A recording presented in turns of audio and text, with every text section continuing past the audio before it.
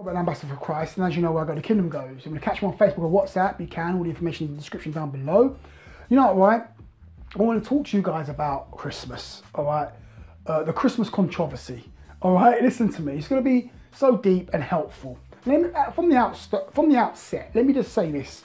I don't celebrate Christmas. I don't have a tree in my house with all baubles on it and the star and all that. I don't have presents. I don't give the kids presents. I don't celebrate any of that. Obviously, Jesus Christ was not born on the 25th of December, because if he was born on the 25th of December, that's winter time. But the Bible in the book of Luke says that the shepherds were watching their flocks by night outside. If it was winter time, they would not be outside watching their flocks. So obviously, it must have been some sort of summertime, right? Now, putting that all aside, let's bring a bit of wisdom, all right? I know there's a few people transitioning out from celebrating Christmas to not really celebrating it anymore. Transitioning. Some people it's taken a few years, some people it's instant. For me, it took about 3 years because I've been celebrating it for years. But let me show you something, you guys, all right? We need to put wisdom. We need to use some wisdom, all right?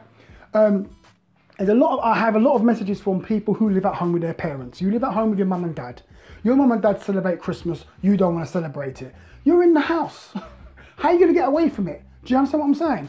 Now, a lot of people, what they like to do, like to make a stand and kind of like shun Christmas. I'm not going to be with my family. I'm not going to be with my friends. I'm not coming around your house. No, I'm going to stay in my house on my own.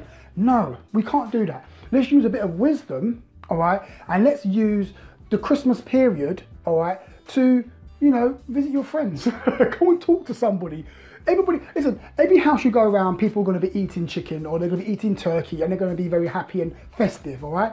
You can still go around and talk to your friends. You can still go around and eat chicken and eat turkey and you can still go and do that and go and watch the repeats that's going to be on telly. You know, you might probably see Home Alone on telly. You can go and watch Home Alone with your family and your uncles and your aunties. What's the problem? I have a friend, right, who every year, the whole family, once a year, the whole family come together at Christmas time, on Christmas Day. He doesn't want to celebrate Christmas, but he used the wisdom and say, well, I don't see my family for the whole year. It's the only time the family come together. So he's not going to shun the family because they celebrate Christmas and he doesn't. He's going round there to the house to eat chicken and eat turkey and talk to his family and have a time of fellowship. So we have to use a bit of wisdom, right?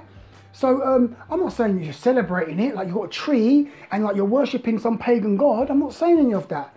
I'm just trying to say we've got to use a bit of wisdom around that period, all right? Because sometimes you just cut things off. It's like, let me show you something else as well. See, Christmas time, right, the 25th, or up right now in this period where we are right now, okay, leading up to Christmas, everybody's talking about Jesus. Do you know what I've got a lot of friends who are teachers in schools, and they teach in non-Christian schools. But they said in the school, they're doing nativity plays talking about the birth of Jesus. Yes, I know the birth of Jesus wasn't on the 25th of December. I know that. But heathens are talking about it. So the heathens are talking about Christmas and Jesus being born, or they're talking about Jesus was born on Christmas Day. We should be using that as an opportunity to speak to them about the real meaning of the birth of the Lord Jesus Christ. What it really means. You get what I'm saying? It's a speaking point. Do you know that in churches, Christmas and Easter is the biggest time when the church is fullest, it's at its most capacity, its most fullest. Is that the right word?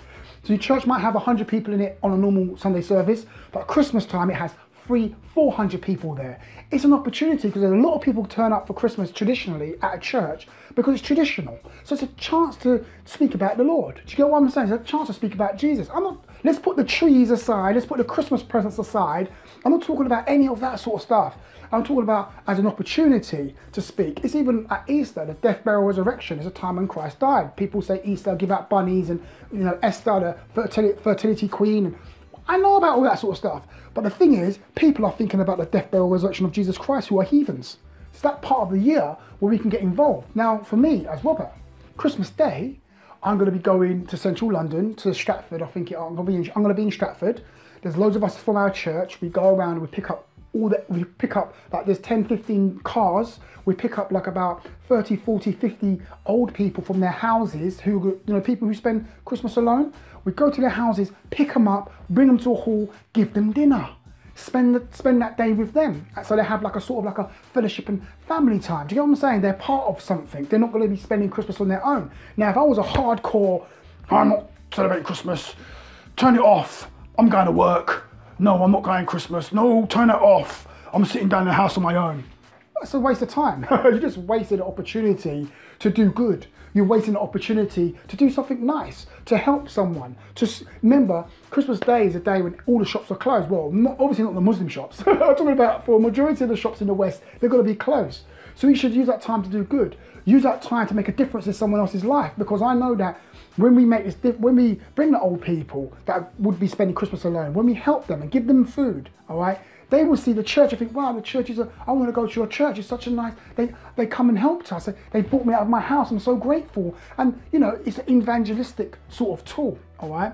Now, I remember like what I said, yeah, I don't celebrate Christmas. I don't do all that sort of stuff, but you have to bring the balance. I don't wear a Christmas jumper. I'm not wearing no Christmas jumper, all right? But we have to bring the balance. Because if you really think about it, when you think about paganism, pagan stuff, let me show you something. The shops you shop at, yeah, was founded on paganism. Trust me, we got places like Tesco and Asda and Morrison's. I guarantee if I go into the deepest depths of how that was all come about, there's probably some sort of demonic sacrifice somewhere there. You're always going to find some sort of demonic sacrifice in some of those products, like cornflakes and stuff like that. You can't eat cornflakes. You can't buy that food from that shop over there. Why? Because, well, the Illuminati is part of that shopping chain from the 17th century, so you can't eat from that shop. But it's the only shop that's in like a 200-mile radius. Well, you can't eat food then, can you? So what am I trying to say? I know that's quite extreme. I'm trying to say that we can find the Illuminati at the end of anything if you want. If you really dig deep, you can find it everywhere. So you still got to eat the food. You still have to buy. You still have to, you know what I mean? You still got to use Virgin Atlantic or, you know, Delta Airways in America if it's still there to fly from A to B because you need to go somewhere. If you find out they're part of the Illuminati, you're not going to use them anymore. Let me show you something, yeah?